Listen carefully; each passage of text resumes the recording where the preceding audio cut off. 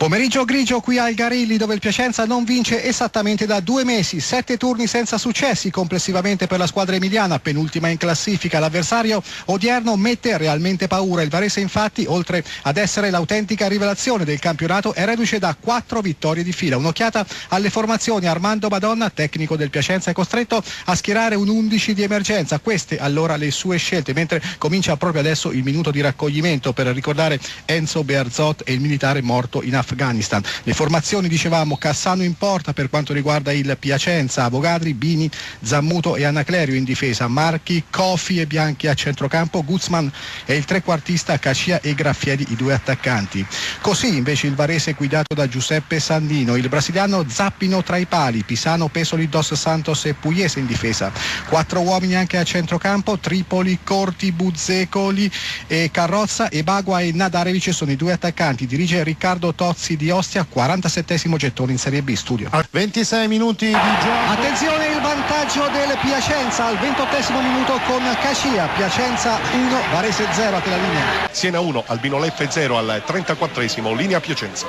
Dove quindi la situazione è cambiata. Adesso la squadra di casa, la formazione allenata da Armando Madonna, conduce sul Varese per 1-0. Il minuto è il 32esimo, Piacenza 1, Varese 0. E allora vi raccontiamo rapidamente il gol bello di Daniele Cacia. C'è stato, intanto seguiamo l'attacco del Varese, attenzione alla conclusione da centro area, la respinta della difesa del Piacenza che in qualche modo riesce a liberare. Dicevamo l'assist al bacio di Guzman, il paraguaiano, dalla sinistra, e la deviazione vincente al volo sotto misura del capitano emiliano. 11° gol in questo campionato per Daniele Cacia, ex attaccante di Reggina e Lecce. La situazione: 32 minuti, Piacenza 1, Varese 0. Andiamo da Tonino Raffa a Reggio Calabria. 2 volte Bonazzoli ha guadagnato dei calci di Scusa punizione. Raffa, scusa, calcio di rigore per il Varese, più tardi per il tentativo di trasformazione. Scusa Monaco, ma è tutto pronto a Piacenza per il calcio di rigore in favore del Varese. Varese che è sotto di un gol. C'è Buzzecoli, il capitano della formazione lombarda, sul pallone. Buzzecoli quindi contro Cassano, parte la rincorsa del capitano, la conclusione di destra e il gol.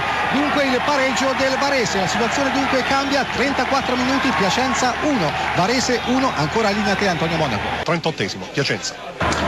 35 minuti, Piacenza 1, Varese 1. Allora vi raccontiamo subito il gol di Buzzecoli, il capitano del Varese, su calcio di rigore concesso per un fallo sul Tripoli. Destro del capitano, secco e deciso, e niente da fare per Mario Cassano. 3° gol in questo campionato per Buzzecoli. Adesso la situazione è di parità, dunque 36esimo minuto, Piacenza 1, Varese 1, ma ricordiamo anche che bisognerà recuperare almeno 4 minuti perché la gara è stata temporaneamente sospesa per l'esplosione di un petardo. Reggio Calabria. Sono saltati Attenzione, il vantaggio del Piacenza al 43esimo minuto, dunque cambia il punteggio allo stadio Leonardo Garilli. Piacenza 2, Varese 1. L'autore del gol è sommerso adesso dall'abbraccio dei compagni. Stiamo cercando di capire, appena si rialza il marcatore. È il numero 17, Anaclerio. Dunque Anaclerio che porta il Piacenza sul 2-1. Il minuto è il 44esimo. A te la linea. Andiamo da Brughini fino al termine di Piacenza Varese.